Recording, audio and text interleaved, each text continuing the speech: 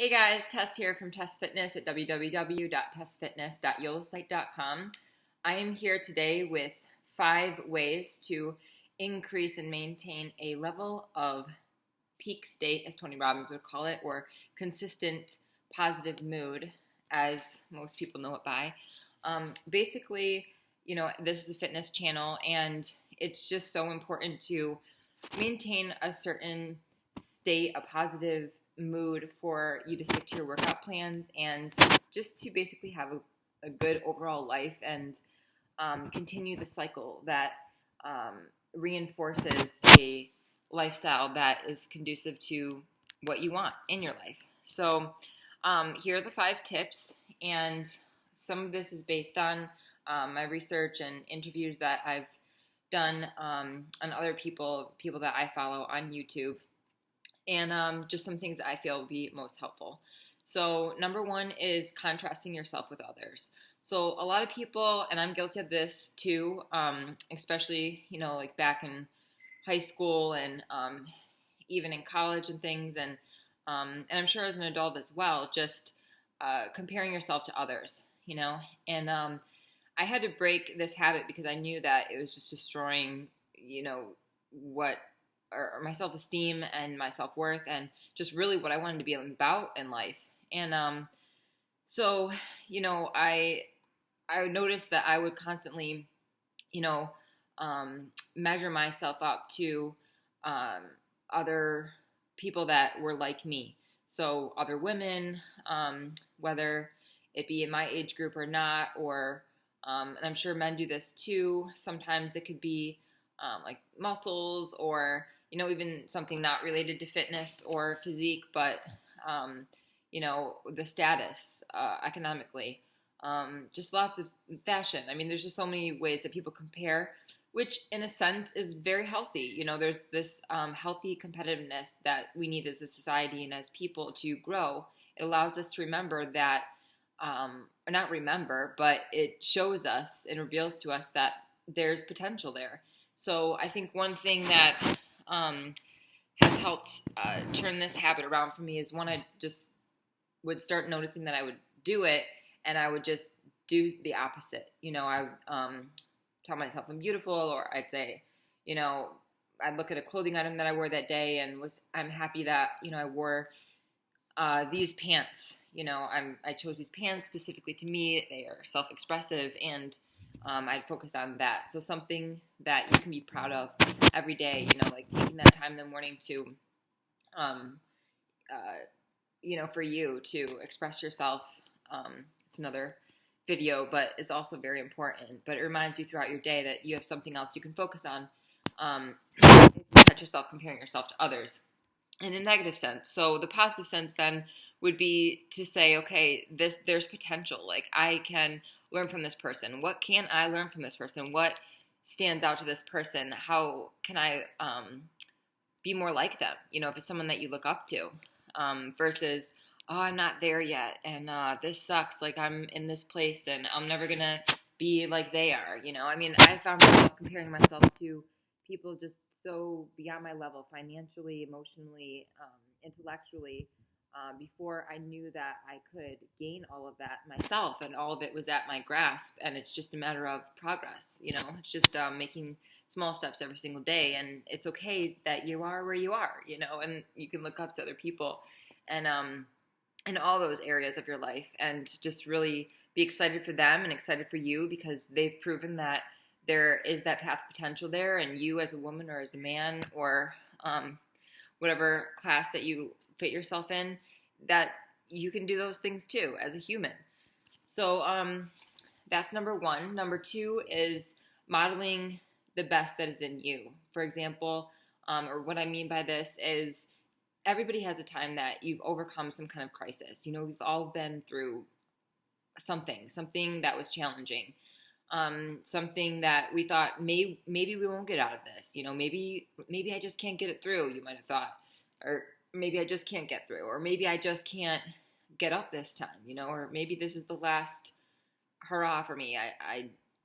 I don't think I can do this anymore. Whatever it was that, whether it be an event or an emotional state that you were in for some time that you came out of. Like, you were able to come out of it. So um, basically, modeling the best that is in you is remembering those times and replaying back in your mind, okay, what worked back then? What worked for me?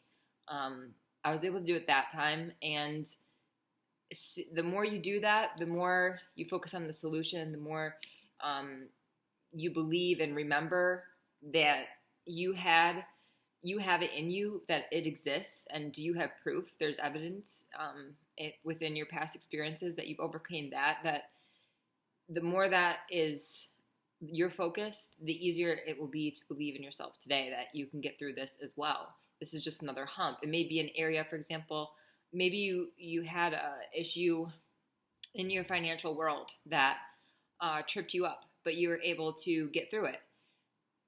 Or with your children, or with your spouse or significant other, in just any relationship. Maybe there was just some challenges that you were able to overcome, but when it comes to fitness, for example, it's foreign. It's just something that you've never practiced, or something that you have practiced, but you want to go to the next level. Whatever it is, whatever that hump is, what it is. Just remember the time that you were able to overcome and latch on to that same mentality, that same belief system, that same drive, and hunger, if you will, that got you through those times, whatever that was. And if you have a second, I would totally love to hear from you below on this video, if you could reply what those are and help the community. I think that there's so many things that we could share with each other on how to overcome. And do our own research right here today in real time. So that's number 2. Number 3 is get sweaty. Do something in a day that just makes your pores sweat, that makes your face red. Like, I know that I've had a good workout, an intense one, when my face is just like beating red. Like, I can see that, like, my cheeks are just full of blood, and my veins are pumping, and my oxygen is filling up my lungs, and I just feel almost like that high, just that I pushed myself, or maybe it's muscle aches. But knowing that you pushed yourself and physically in some area during the day, it doesn't matter if it takes a couple minutes. I mean, sometimes I just come home from work and I just need to blow some steam. I'll run for a minute to 3 minutes. Just get it out of my system. And it won't be even a real intense run, but it'll just be a level of intensity that will help break me through that funk, so when I get home, I'm not I don't stay in that funk, so breaking the pattern of coming home and eating, or missing the gym another day, do something that is physical, that changes your whole perspective. It has to be intense enough that your perspective changes. Number 4 is hug people. I feel that our culture has gotten away from that, or maybe it's just me, because I grew up in the church, and I always had enough hugs, but now I don't really go to church.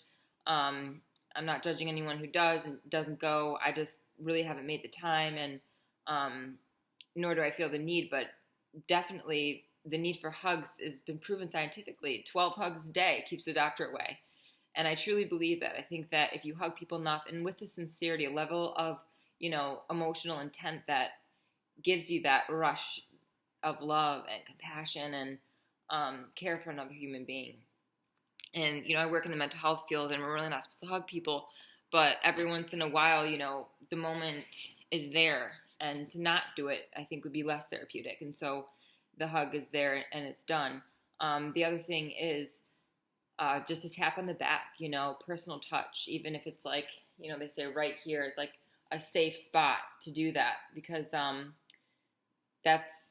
they say right here is a safe spot because it's not too personal, it's not too invasive, it's just comfortable. So any kind of personal touch like that is appropriate and with loving intent is another great addition to helping you feel good and helping another person feel good. So 12 of those a day.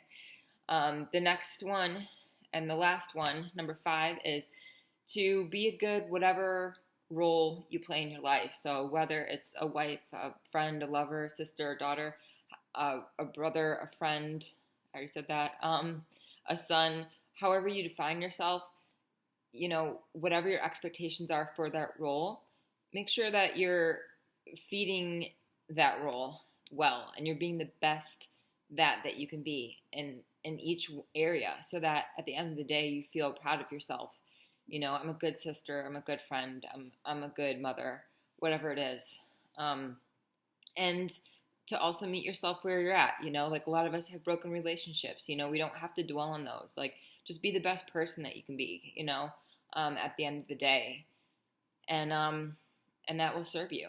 Absolutely. There was something else I was going to say, but I can't remember now. So if it comes back to me, I'll write it in the post there.